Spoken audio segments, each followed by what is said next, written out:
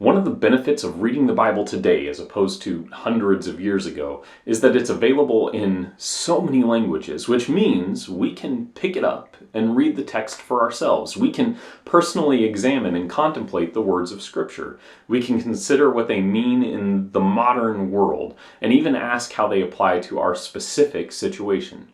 What is far more difficult is for us to read the passages through the eyes of the people who would have first read them.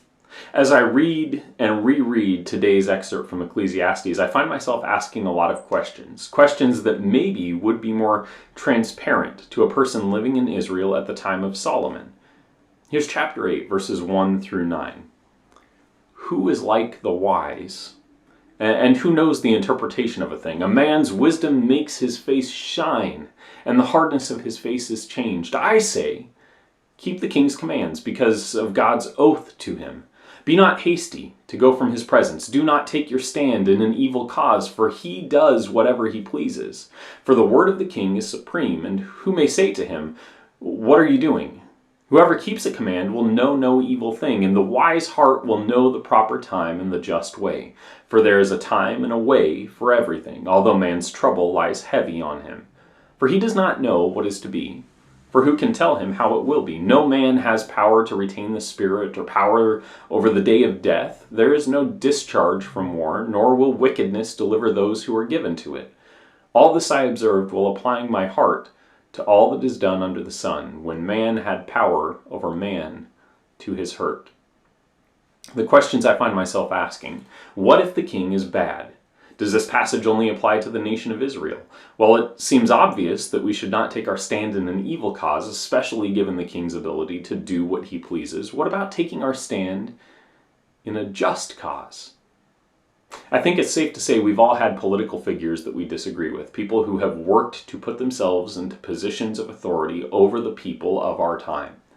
Maybe you don't like this president, or the former president, or the president 15 years ago. In fact, let's just say that if you go far enough back, there's absolutely a president you wouldn't like or would disagree with. Maybe you think his policies are unjust. Maybe you question his character. Maybe you dislike his stance on a moral or political issue.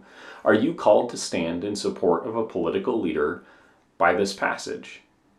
Let's be clear, the writer of the book of Ecclesiastes is operating in a time when the king of Israel was literally ordained by God. And even he doesn't say that we should support the king in injustice. His words, the wise heart will know the proper time and the just way, don't stand in evil before the ordained king, but be wise in heart to pursue justice in the right time and way. A king is not divine, even if he's been appointed by the divine.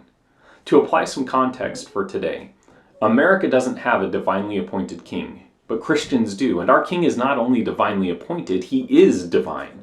Jesus, the Christ, the Anointed One, the Messiah, he is our king. And as we stand before him, we must stand for the just and right way. We must not stand for a cause that is evil. The rulers of this world are not the kings we stand before. The ruler we stand before created those kings. The ruler we stand before created justice. The ruler we stand before will judge the rulers of this world. And to align ourselves with them instead of him is a dangerous misunderstanding of where true authority and allegiance lie. I love you, and I pray today that you would stand for a just cause before the King of Kings.